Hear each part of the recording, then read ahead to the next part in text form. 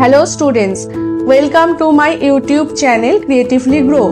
তোমরা যারা মাধ্যমিক 2024-এর ভূগোলের ছাত্রছাত্রীরা আছো, তোমাদের জন্য কয়েকটি গুরুত্বপূর্ণ 2 নাম্বার এবং 3 নাম্বারের প্রশ্ন নিয়ে আজকে আলোচনা করব।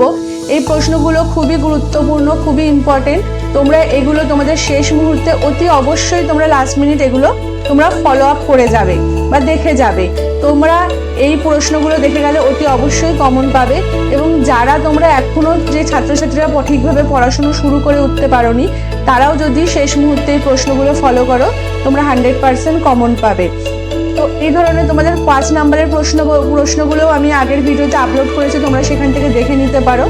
তো আজকে আমি স্টেপ বাই স্টেপ অধ্যায় অনুযায়ী এই 2 আর 3 নাম্বারে কী কী প্রিপারেশন করতে হবে, মানে কী কী পড়তে হবে, প্রশ্নগুলো আলোচনা করব। তো চলো শুরু করা যাক যে তোমাদের কী কী পড়তে হবে 2 আর 3 নম্বরের প্রশ্নাবলী। আমরা 2 মার্কসের যে কোয়েশ্চেনগুলো প্রিপেয়ার করবো সেটা হচ্ছে প্রাকৃতিক ভূগোল থেকে প্রথমে যেটা আমরা দেখবো, প্রথম অধ্যায় বহির্জাত প্রক্রিয়া ও তাদের সৃষ্ট ভূমিরূপ থেকে 2 মার্কসের কোন কোন কোয়েশ্চেনগুলো প্রিপেয়ার করবো।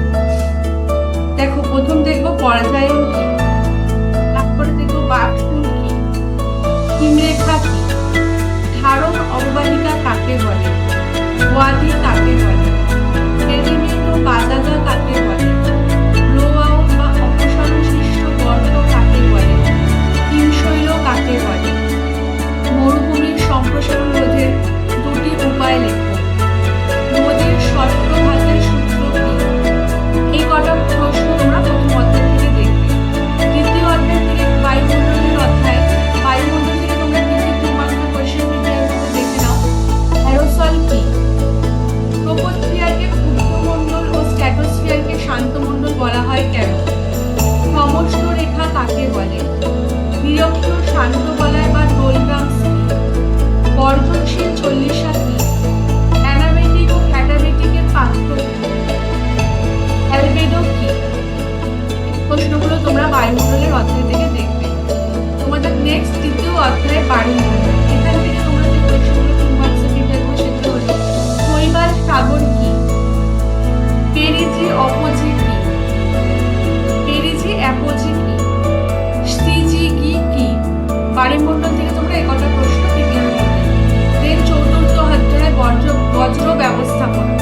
বজ্র ব্যবস্থাপনা থেকে যেটা করবে সেটা হচ্ছে তরল বজ্র বলতে কি বোঝো, ই বজ্র বলতে কি বোঝো, ল্যান্ডফিল ভরাটকরণ কি, জৈব অভঙ্গুর বজ্র কাকে বলে উদাহরণ দাও, ইউট্রিফিকেশন কি। এই কটা প্রশ্ন তোমরা বজ্র ব্যবস্থাপনা থেকে প্রাকৃতিক ভূগোল থেকে 2 মার্কসের জন্য অতি অবশ্যই 2 নম্বরের মতন করে করে দেখে যাবে। তোমরা তারপরে যেটা হচ্ছে অর্থনৈতিক ভূগোলের 5ম অধ্যায়ের একটা পাঠ ভারতের প্রাকৃতিক পরিবেশ, এখান থেকে যেগুলো প্রিপেয়ার করবে সেটা হচ্ছে পশ্চিমী ঝঞ্ঝা কাকে বলে, মৌসুমী বিস্ফোরণ কাকে বলে, মালনাদ ও ময়দান কি, ডেকান ট্রাপ কি, অরণ্য সংরক্ষণের 2টি পদ্ধতি লেখো, ভাঙর ও খাদারের 2টি পার্থক্য, দুন কি।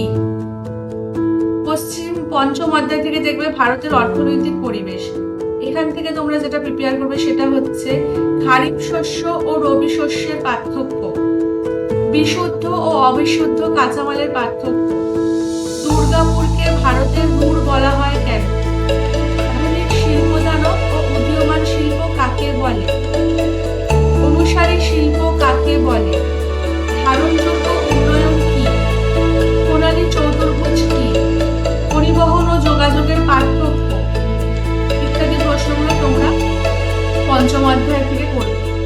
লাস্ট অধ্যায় তোমাদের 6র্থ অধ্যায় উপগ্রহ চিত্র ভূবৈচিত্র্য সূচক মাধ্যম, এখান থেকে 2 মার্কসের যে প্রশ্নগুলো করবে সেটা হচ্ছে দূর সংবেদন কি, উপগ্রহ বা ভূ সমলয় উপগ্রহ কাকে বলে, ফলস কালার কম্পোজিশন বা এফসিসি কি, সেন্সার কি, পিক্সেল কি, জিওস্টেশনারি কি।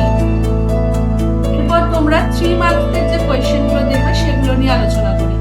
3 মার্কসের প্রথম অধ্যায় প্রাকৃতিক ভূগোলের প্রথম অধ্যায় বহির্জাত প্রক্রিয়া ও তাদের সংশ্লিষ্ট ভূমিরূপ থেকে যেগুলো দেখবে সেটা হচ্ছে গিরিখাত ও ক্যানিয়নের মধ্যে পার্থক্য। 3 নম্বরের মতো করে দেখবে, 3 নাম্বারের মতো করে এগুলো দেখবে। মতানে ও ড্রামলিনের মধ্যে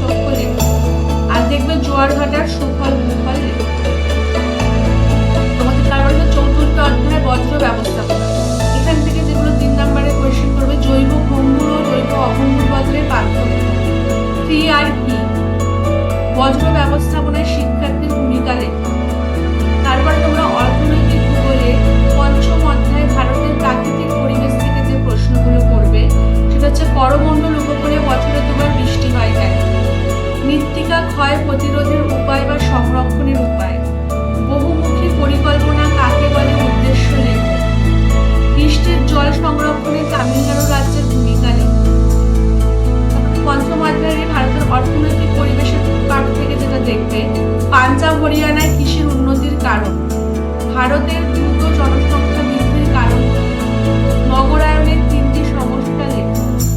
ষষ্ঠ অধ্যায় থেকে যেটা দেখবে উপগ্রহ চিত্র, ভূবৈচিত্র্য সূচক মানচিত্র।